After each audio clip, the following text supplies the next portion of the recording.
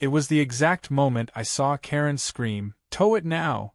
that the alarms exploded and 3 black SUVs screeched onto the cul-de-sac like something out of a Jason Bourne movie. One minute I was sipping lukewarm coffee in my unmarked surveillance vehicle during an undercover FBI stakeout.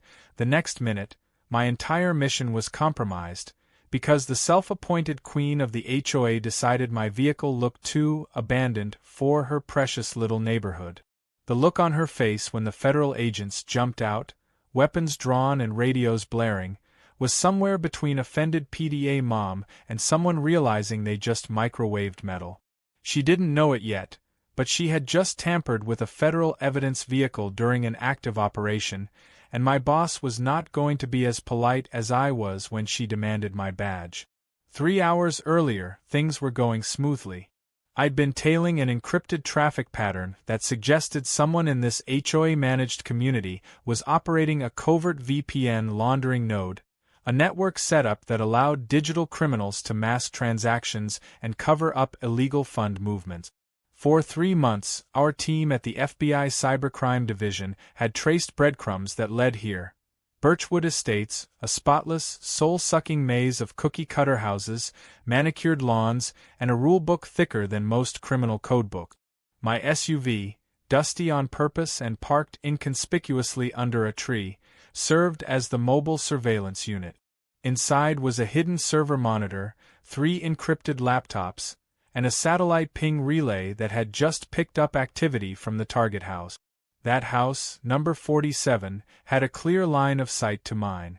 I was parked 2 blocks down, zoomed in on a fiber booster installed suspiciously under the eave. My coffee was cold, but the data was heating up. The suspect, a mid-30s man with a history of tech-related misdemeanors, had just received a package dropped off by someone wearing gloves and a hoodie in 92-degree heat. Classic burner drop. I logged the time, clicked the recording marker, and leaned back.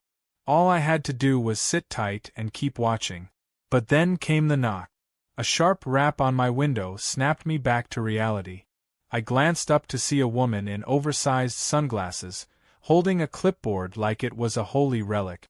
Her hair was pulled back so tightly I thought it might be cutting off circulation to her brain. She gestured for me to roll down the window. I cracked it 2 inches. Big mistake. "Excuse me, sir, but this is a private neighborhood and your vehicle is not authorized to be parked here," she said, her voice nasal and dripping with entitlement. I gave her the practiced nonchalant smile of someone who didn't want to blow their cover but also didn't want to get stabbed with a fountain pen. "Just visiting a friend," I replied. "Well, it's been here for 2 days," she said, peering suspiciously at my dashboard. "And it's dirty. That's a violation of Birchwood Cleanliness Code 3B. So, if it's not moved in the next 10 minutes, I'm calling our tow partner. He's very responsive." I raised an eyebrow. "Tow partner?" "Yeah, Paul's towing. He lives 2 blocks away. I already called him. Car's getting hooked." That's when I sat up straighter. My cover didn't include a tow scenario. I wasn't supposed to reveal my badge unless I was about to blow the op. I quickly glanced at the gear inside.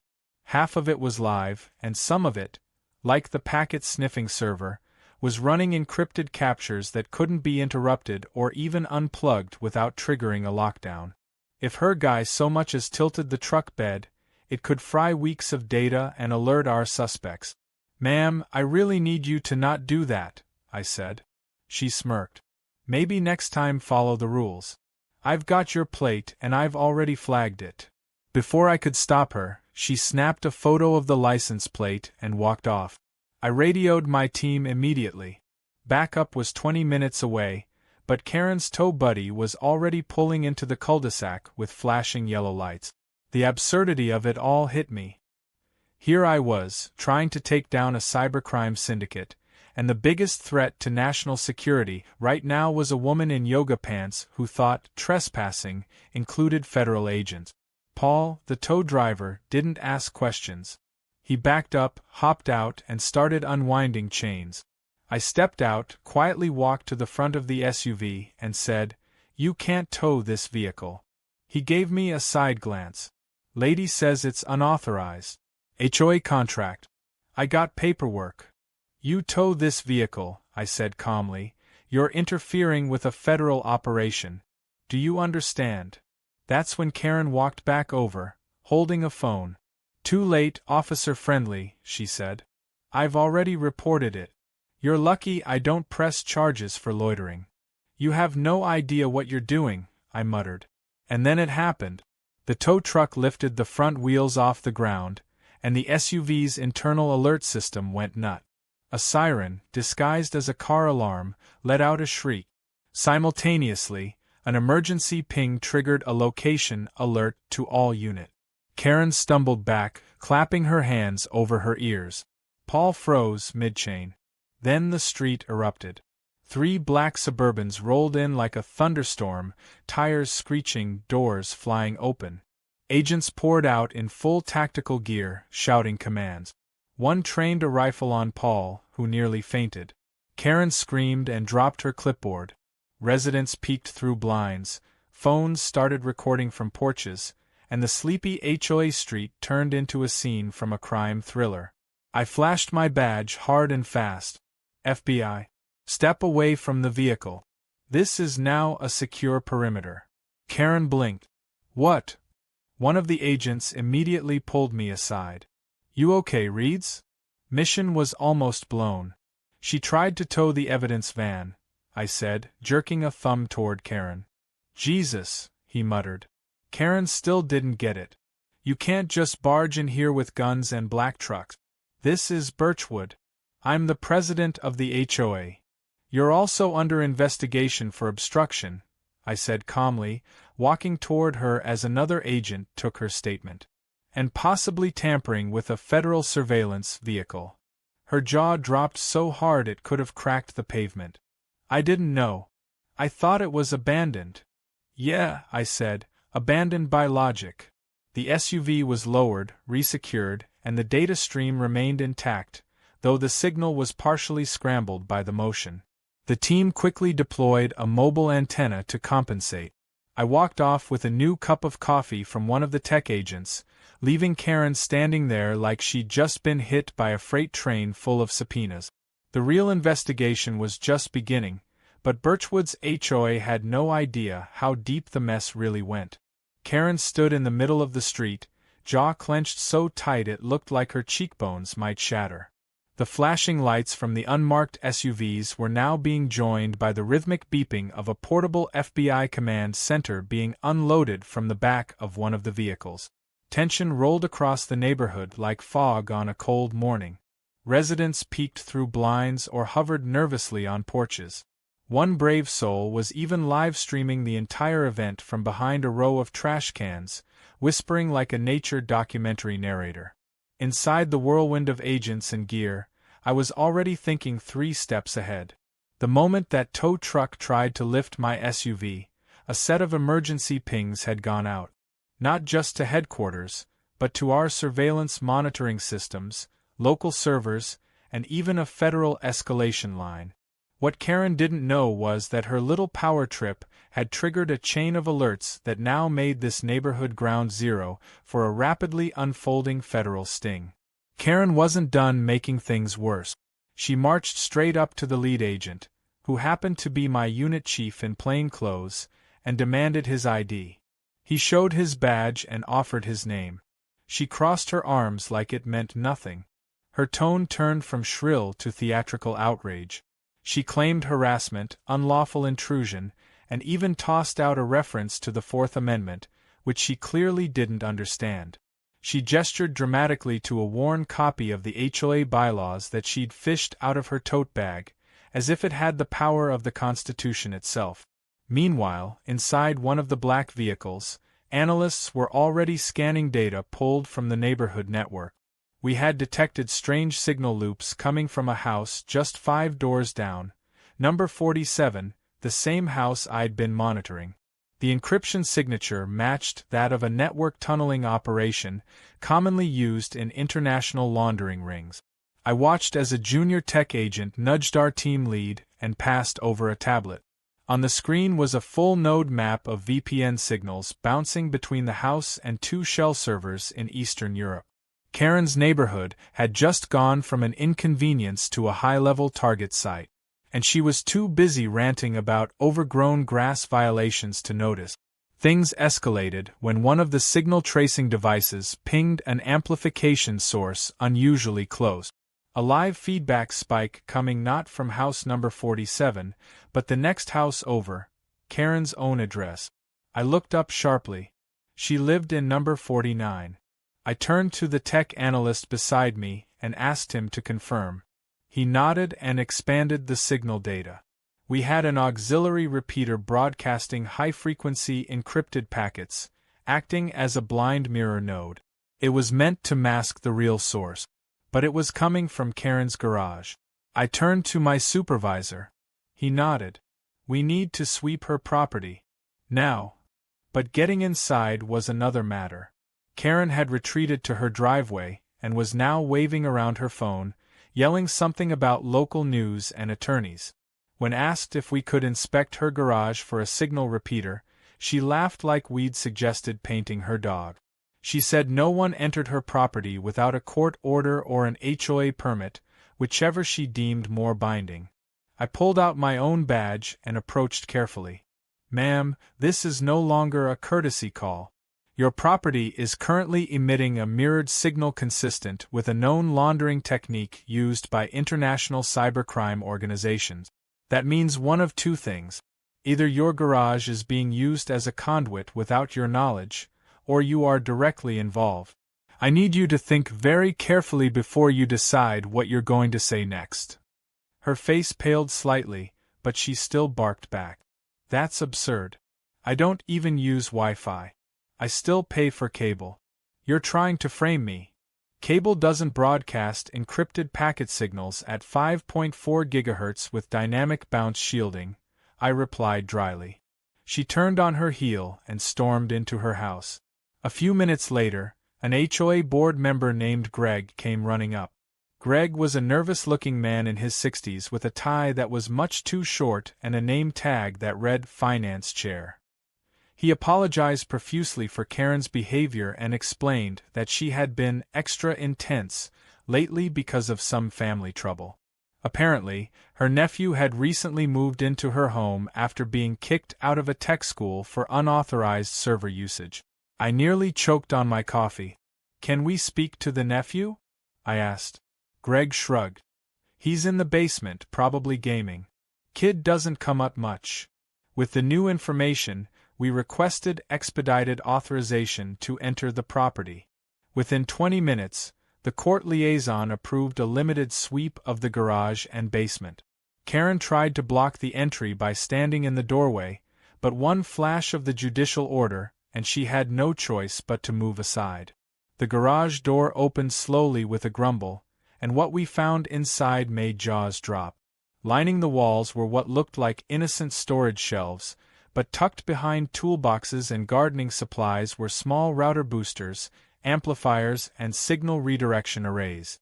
It was a full relay rig, disguised under the pretense of a home security network, and it was humming with live data. Our agents moved quickly, capturing drives, logging equipment IDs, and sealing the devices in static-proof bags.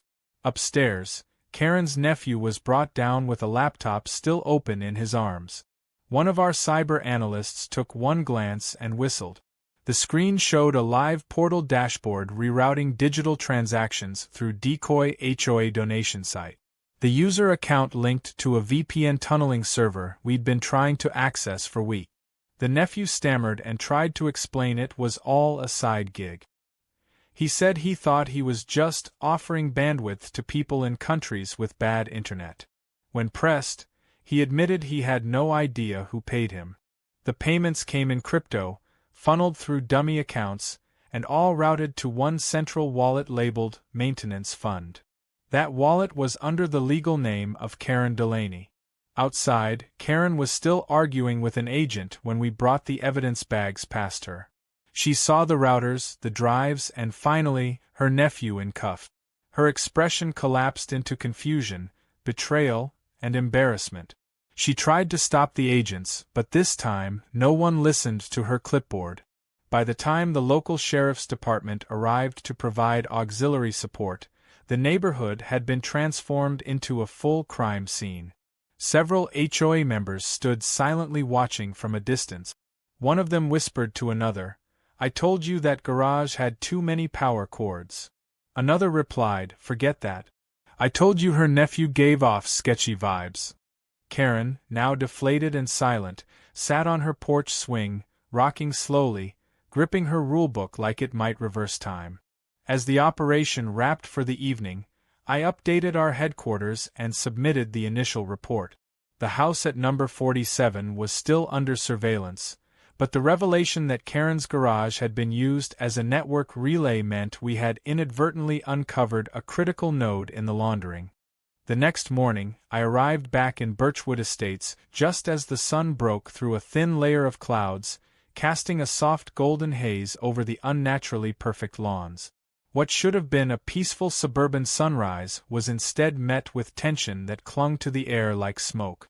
Word of the FBI raid had spread fast, and despite our attempts at discretion, half the neighborhood had already built wild theories. One rumor claimed Karen had been arrested for selling nuclear codes through her sprinkler system. Another claimed the HOA was a front for Russian spies. As ridiculous as it sounded, these stories were gaining traction, fueled by paranoia and HOA group chats gone rogue. And I was about to make it worse. Back at the temporary field command post, set up inside a vacant house for sale on the corner, our team was already combing through the data seized from Karen's garage. The drive array her nephew operated was a gold mine of encrypted logs, IP routes, and financial transaction trails. According to our cyber team, the VPN network redirected illegal traffic through decoy sites posing as HOA community donation pages. These fake portals looked laughably amateur, flashing banners that read Birchwood Beautification Fund and Save the Swans of Sector C, but they did the job. Every time someone clicked one of those links, a shell payment site was activated, rerouting cryptocurrency through dozens of scrambled wallets and erasing digital fingerprints. The scheme was genius in a pathetic sort of way. The criminals had hidden their operation behind something no one ever questioned: HOA bureaucracy. While this was happening, Karen was still desperately clinging to what little control she thought she had. She wasn't arrested yet, but she was being investigated heavily. Her name had appeared on 5 key documents, including a shell nonprofit account used as a laundering front. Whether she knew what was happening or was simply too arrogant to ask questions was still up for debate. She claimed she just signed where the accountant told her, and thought it was part of a new HOA grant initiative. That defense might have worked better if she hadn't tried to have me towed mid-stakeout. Her lawyer had already shown up twice, each time looking more exhausted than the last. He muttered something about client delusion syndrome before locking himself in her dining room with a stack of HOA bylaws and a cup of Karen's herbal tea. Meanwhile, Karen wasn't going down quietly. She was now trying to rally the other HOA board members to her side, claiming this was all a political hit job meant to take down a successful woman in power. She even printed up flyers declaring a Save Birchwood emergency meeting at the community clubhouse. Her face was plastered across them next to slogans like "Truth Matters" and "End Federal Tyranny." I had to give her credit. She didn't fold easily. But what she didn't know was that 2 of her board members had already come forward voluntarily. One was the quiet treasurer, a soft-spoken woman named Denise, who had apparently grown tired of Karen using HOA funds like her personal gift card. Denise gave our financial crimes team access to Karen's transaction history, and within hours they'd found thousands of dollars funneled into untraceable expenses, IT services, digital optimization, and even emergency beautification costs, which turned out to be the same payment system used by the nephew's VPN clients. By late afternoon, our case had tripled in scope. What started as a simple surveillance op on a cyber laundering suspect now included financial fraud, digital asset evasion, and HOA fund misappropriation. We even discovered that the tow company Karen called Paul's Towing had received 3 unusually large payments from an anonymous source that matched a laundering wallet we were tracking. That meant Karen hadn't just triggered our operation accidentally. She may have alerted our suspects by calling a compromised towing vendor. It all started to look less like stupidity and more like willful ignorance wrapped in a blanket of delusion. Still, we needed more. Evidence alone wasn't enough. We needed a confession or something airtight that linked Karen directly to knowledge of the laundering operation. The breakthrough came, surprisingly, from Karen herself. As part of her PR damage control, she'd started live-streaming daily HOA update videos from her living room, trying to reclaim the narrative. In one of them, she stood proudly in front of her fireplace, ranting about the importance of HOA rules, when she said something our tech team latched onto. She mentioned how her nephew helped install all the new bandwidth boosters, and claimed she approved every inch of it to improve HOA coverage for remote meetings. We cross-referenced the installation dates she mentioned and found they lined up perfectly with the first signs of criminal VPN traffic. To any normal viewer, her words might have sounded harmless. But to us, they were incriminating. She not only admitted knowledge of the installations but also gave herself credit for greenlighting the entire tech setup. She might as well have worn a shirt that said, "I helped build a laundering hub." We archived the video, time-stamped it, and added it to the growing mountain of digital evidence. Later that night, as our team prepped for the next step in the operation, we received a tip from a neighbor who'd overheard Karen screaming at her nephew through a cracked window. She was yelling about how he never told her it was criminal, and how she'd trusted him with her HOA legacy. According to the neighbor, the nephew responded by saying, "You didn't ask questions when the money started showing up." That line gave us all we needed. We submitted a wiretap request and got fast-tracked approval. Within 12 hours, we had their home bugged legally and safely. The conversation that followed was the kind that made careers. In a heated argument recorded the next morning, Karen accused her nephew of betraying her, and he threw back accusations that she knew exactly what she was doing. He claimed she had been warned by him at least twice about the nature of the servers, but chose to ignore it. He even said she'd told him to make sure nothing illegal gets traced back to my name, which was as close to a confession as we were going to get without dragging her into court right then and there. The final nail came from a set of internal emails discovered on a laptop belonging to Karen's nephew. One of them was from Karen herself, using a private email address under the name Birchwood Boss 49. In the email, she asked, "How much bandwidth do you need to keep the donations running smooth?" She followed up with, "We can use the beautification budget if anyone asks." That was it. Case closed. She wasn't just ignorant. She was involved. The decision to arrest her was made that evening. It wasn't dramatic, no sirens or SUVs this time. Just 2 plainclothes agents walking calmly up to her porch as she watered her roses. She didn't scream. She didn't protest. She just froze, like someone had yanked the batteries from her brain. By the time Karen was booked and processed, the atmosphere in Birchwood Estates had completely shifted. What was once a tightly wound community obsessed with lawn heights and mailbox designs now resembled a shell-shocked battleground. Residents spoke in hushed voices, peering around corners as if Karen's clipboard might rise from the grave and cite them for weeds. For years, she had ruled with passive-aggressive newsletters and public shaming, but now the spell was broken. Her arrest made headlines beyond just the local paper.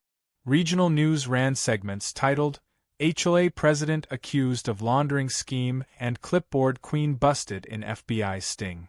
One outlet even dubbed her the suburban mob boss. The internet had a field day. Memes flooded social media. One showed Karen holding her HOA handbook while agents dragged her away, with the caption, "I cite you for obstruction of justice." Inside the FBI's temporary command post, we were celebrating quietly. The hard work had paid off, and more importantly, the arrest triggered a chain reaction. People who had been too scared to speak while Karen reigned now came forward. One resident, a former IT consultant who had been fined by Karen for unauthorized satellite dishes, came in voluntarily and offered a treasure trove of insights. Apparently, he'd once been approached by Karen's nephew about helping with a new HOA server that needed hiding. The man declined, sensing something shady, but now he handed us an old email thread and a copy of the initial system layout. It matched what we had already found in her garage. The pieces kept falling into place, and now we had a full digital timeline of when the network was built, how it was funded, and who accessed it. Meanwhile, we were still keeping a close eye on house number 47, the original surveillance target. Our data indicated that while Karen's house had been used as a signal mirror, number 47 remained the primary command node. The man inside, a supposed freelance network installer named Devin Mace, had so far kept quiet and hadn't shown any signs of fleeing. But that was about to change. 2 days after Karen's arrest, Devin's front door opened just after sunrise. He tossed a duffel bag into the trunk of his car and began loading what looked like several hard drives. His nervous glances around the neighborhood didn't go unnoticed. We watched through high-resolution cameras as he made 3 trips back and forth, stuffing his vehicle. He was preparing to run. We were ready. The moment he turned onto the main street, a team followed him in unmarked vehicles while a second crew entered his house under a federal warrant. The hard drives he didn't take were seized, and inside the house, we found an even more sophisticated rig than what was in Karen's garage. Redundant power supplies, signal loopers, and an offline payment ledger hidden inside a fake utility closet. Devin, meanwhile, didn't get far. He drove 20 minutes west to a storage unit, where he was intercepted by agents. When questioned, he initially claimed he was just storing some old gaming consoles, but one look at the contents of his trunk put that lie to rest. Hidden beneath a layer of clothes were encrypted drives, a burner phone, and a GPS blocker. The interrogation took place back at HQ. Devin didn't crack immediately, but after being confronted with the evidence from Karen's house, he started talking. He admitted that Karen's nephew had introduced him to the operation but claimed he didn't know the full scope. He said he thought it was a gray area business, helping people mask their data. But when we showed him the transaction history and logs matching several known criminal accounts, his tone changed. He asked for a deal. In exchange for reduced charges, he offered to give us access credentials to the deepest layer of the laundering network, the one we hadn't cracked yet. The system used advanced onion routing, making it nearly impossible to trace unless you had the master keys. Devin had them. Not only that, but he had logs proving which wallets were used to pay off certain people, including a name none of us expected to see. Paul, the tow truck driver Karen had called on me during the original Stakeout, was listed as having received multiple payments from the system. It was no coincidence. The tow company wasn't just a casual HOA partner. It was a laundering shell. Paul had been quietly moving data drives and equipment under the guise of repossessions and vehicle storage. Quick look into his financials revealed a truckload of anomalies. Payments from dummy businesses, overlapping invoices, and a warehouse lease registered under a fake landscaping company. We raided the warehouse that same afternoon. Inside the warehouse, our agents found what looked like the remains of a tech graveyard. Shelves of gutted computers, broken routers, stripped-down servers, and trash bags full of shredded wiring. At first, it seemed useless, but then in a corner behind a false wall, we found what we were looking for. A makeshift data center, hastily abandoned. It was dusty but functional. The core router was still connected to an uplink. Our tech team managed to extract fragments of transaction logs, partial IP traces, and a schedule, yes, a literal printed schedule of pickups and drop-offs from other neighborhoods. Birchwood wasn't the only location. It was part of a larger network, and Paul had been the deliverman. We moved fast to secure the rest of the connected sites, and in doing so, uncovered an entire regional laundering ring hidden inside seemingly innocent neighborhood. Every node was disguised the same way. HOA or community-funded equipment that doubled as internet extenders and secret routers. By the end of the week, 7 more arrests were made, all tied back to the same VPN laundering infrastructure. Karen had been just one of many, but her entitlement and ego had made her the loudest, and, ironically, the easiest to catch. Back in Birchwood, things had taken an unexpected turn. With Karen gone and the board reeling, the HOA was in disarray. Meetings devolved into shouting matches. People began questioning why they were paying monthly dues for security cameras that were apparently redirecting data to criminal servers. At the next emergency meeting, chaos reigned. Greg, the finance chair, tried to restore order, but residents were angry. They demanded answers. Where had their dues gone? Who else was involved? Why hadn't they been told anything until the FBI showed up with guns? That's when Denise, the treasurer, stood up. She was calm, steady, and for the first time, confident. She announced her resignation, but not before delivering a bombshell. She revealed that Karen had created a private fund using board approval signatures that were forged. The fund, listed as Neighborhood Network Enhancement, had no oversight and had been the main financial artery for the criminal infrastructure.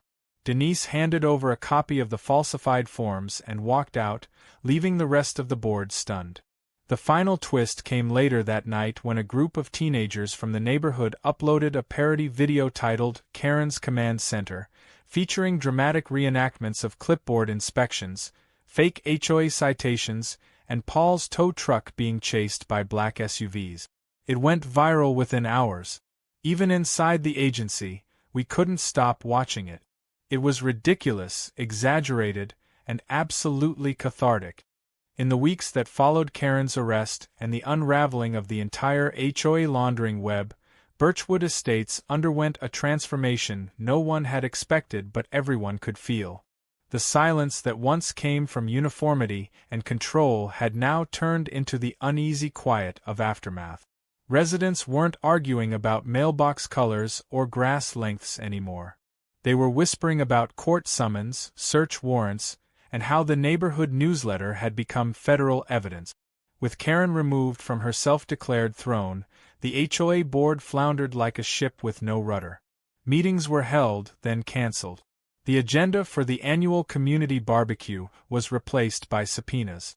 The playground bulletin board had been stripped of every rule poster, and was now covered in news clippings with headlines like HOA President Accused of Funding Digital Crime Ring, and Federal Agents Praise Neighborhood for Accidental Tip.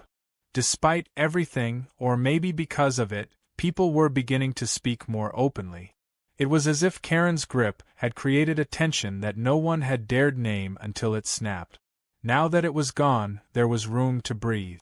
But that air was still heavy with uncertainty. Everyone wanted to know what would happen next. Would the HOA be dissolved? Would there be charges against more board members? Would the residents have to pay for any of it? And what about the lawsuit Karen had filed from jail? Because yes, Karen did what Karen does best. She sued. From the very moment she landed in a holding cell, she began drafting a handwritten complaint accusing the FBI of violating her civil rights, emotional trauma, property damage, and what she referred to as unlawful interference with community beautification projects. She named nearly every agent involved, including me, even though I had shown remarkable restraint when she tried to have my car towed. Her complaint was submitted to the federal court via a legal aid she found through a neighbor's cousin, who practiced law mostly through blog posts and a YouTube channel. The case was rejected within a week, with the judge stating in dry legal terms that the motion was not only frivolous but bordered on satire. Her attorney dropped her the next day. While Karen fumbled from behind bars, the federal case moved forward. Devin Mace, the man from house number 47 and one of the key players in the laundering scheme, entered a plea deal. In exchange for reduced sentencing, he provided a detailed account of how the laundering ring had been formed. According to him, it had all started with a simple idea. Use quiet, rule-heavy neighborhoods with rigid structures like HOAs to bury tech equipment in plain sight. No one suspects the areas where everything looks perfect, and the HOA regulations themselves made it easy to enforce the silence. If someone asked questions about odd installations, the board could just threaten them with fines or rules. The plan had worked too well, until Karen's ego and obsessive nature became the very thing that unraveled it. The case grew even larger when more of Karen's communications were uncovered. She had exchanged emails with similar HOA leaders in other districts, sharing what she called her model for maximized oversight and digital modernization. Most of the recipients ignored her, thinking she was just a power-drunk suburbanite. But 2 of them had actually implemented the same systems. Those neighborhoods were now under investigation as part of an expanding federal crackdown. The FBI's internal debrief on the operation was straightforward. What started as a surveillance mission on a mid-level suspect exploded into a multi-state digital crime bust, all because an entitled HOA president couldn't resist flexing her imaginary badge. I was commended for keeping my cool, for maintaining cover as long as I did, and for responding appropriately when the operation went sideways. My report, though technical in parts, ended with the line, "She tried to tow a federal surveillance vehicle and called it neighborhood improvement." It got a few chuckles during the final briefing. Back in Birchwood, a special emergency meeting was called to elect a new HOA president. There was no enthusiasm for the role. No campaign speeches, no flyers, no handshake. Just silence. Eventually, a retired Army major named Calvin stood up and offered to take over temporarily. He was calm, reasonable, and completely disinterested in power. He promised no more fines for harmless infractions, no more neighborhood drones, and absolutely no more secret server installations. His first act as president was to eliminate half the HOA rules, including one that had banned children from riding bikes on sidewalks during even-numbered days. The biggest surprise came when the FBI declassified a small portion of the Birchwood operations case file. That small release included footage from Karen's infamous confrontation during my stakeout, the moment she had the tow truck lift my SUV, triggering alarms and bringing down 3 black SUVs with armed agents. The video clip, caught on a street surveillance camera and synced with dashcam footage, was released as part of a community outreach program on how digital crimes are tracked and how neighborhoods can stay alert. Within days, the footage went viral. Millions watched Karen demand that my vehicle be towed, moments before tactical agents rushed in. One of the most shared comments under the video read, "If you ever feel useless, remember Karen tried to stop the FBI with a clipboard." Residents began reclaiming their neighborhood with humor. A group of teenagers painted a sign near the HOA clubhouse that said "Welcome to Stakeout Lane." Another added a banner over the old community garden reading "FBI-approved zone." The HOA newsletter returned, but now with jokes and parody rules. One edition even featured a recipe for FBI brownies and an op-ed titled, "How Not to Obstruct Federal Operations." As for Karen, she remained in legal limbo. Her trial was pending, and more charges were being considered based on new evidence linking her directly to a fraudulent grant program she had used to disguise server purchases. Meanwhile, her nephew cooperated with investigators and entered a plea. He expressed genuine remorse, unlike Karen, who continued to insist she had been framed by jealous neighbors and power-hungry agents. On my final day in the Birchwood area, I took one last drive through the community. My SUV was now clean, tuned, and ironically parked in the exact same spot where this all began. A few residents waved as I passed by. One of them, a little boy with a plastic FBI badge pinned to his shirt, pointed and yelled, "Look, it's the guy with the spy car." I rolled down the window and gave him a thumbs up. As I pulled away, I noticed something new hanging by the old HOA bulletin board. It was a metal plaque. It read, "In memory of Logic, lost under the reign of Karen." The world would move on. New cases would emerge. new suspects would rise. But Birchwood would always be remembered as the place where one woman's obsession with power and petty rules accidentally helped dismantle a digital crime ring. Not through brilliance or strategy, but by trying to tow the one vehicle that could stop it all. Justice had a strange sense of humor, and this time, it had used a tow truck, a clipboard, and an unmarked SUV to make its point.